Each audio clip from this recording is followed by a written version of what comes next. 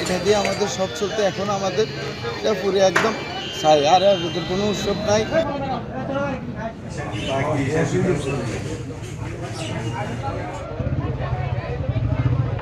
ঘর থেকে 1 টাকার মালামাল এবং কিছুই বের করতে পারে নাই। ব্যবসায়ীদের প্রায় 50 কোটি টাকার ওপর মালামাল ক্ষতিগ্রস্ত হয়েছে।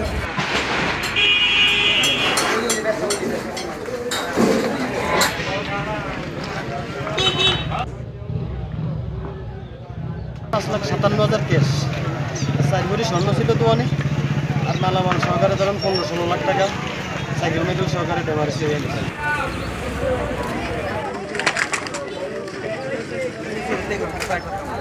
আমাদের বাজারের ব্যবসায়ীদেরও 50 কোটি টাকার ক্ষয়ক্ষতি হয়েছে, ঘর মালিক এবং ব্যবসায়ীদের মিলিয়ে।